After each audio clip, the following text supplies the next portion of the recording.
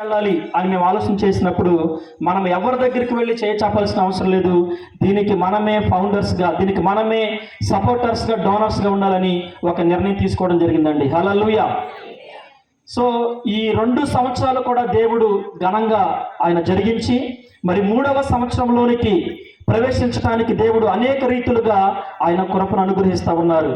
ఆలోచన చేయండి. ఇంకా మరి రాబోయే రోజుల్లో ఈ యొక్క ఫెలోషిప్ ద్వారా అనేకమైనటువంటి చారిటీ వర్క్స్, మండలంలో ఎవరైతే నిరుపేదలుగా ఉన్నారో, బలహీన మనస్థితులు ఉన్నారో అటువంటి వారికి చేయూతనివ్వాలి అని, అదేవిధంగా పాస్టర్స్ ఎవరైతే ఆర్థికంగా చితికిపోయిన స్థితిలో ఉన్నారో అటువంటి సేవకులకు గొప్ప చేయూతగా ఈ యొక్క ఫెలోషిప్ నిలబడాలని మేము ఒక గొప్ప నిర్ణయాలు తీసుకున్నాం.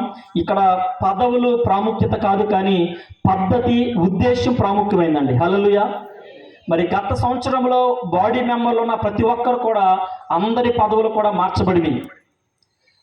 ప్రతి ఒక్కరి పదవిని కూడా మార్చి ఆ ఉద్దేశాన్ని ముందుకు తీసుకుని వచ్చి ప్రతి ఒక్కరు కూడా పని చేయటానికి మరి దేవుడు బలోపేతాన్ని ఆయన అనుగ్రహించి ఉన్నారు.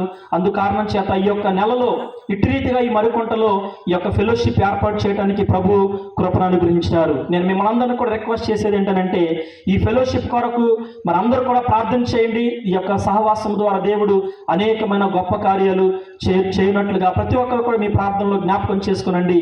ఇంకా ప్రాముఖ్యమైనటువంటి విషయం తెలియచేయాలి. అదేంటంటే ఈ ఫెలోషిప్లో మరి దేవుని యొక్క సేవకులు, పెద్దలు, అదేవిధంగా మరి గౌరవ అధ్యక్షులు, తర్వాత సెక్రటరీ గారు అందరూ కూడా ప్రతి ఒక్కరు కూడా మరి వారు నిలబడాల్సినటువంటి స్థాయిలో వారు నిలబడి మేమున్నాము అని వెన్నుతట్టు, అంటే ఒకరినొకరు బలపరుచుకుంటూ ముందుకు తీసుకువెళ్ళటానికి దేవుడు కృపను అనుగ్రహిస్తూ ఉన్నారు.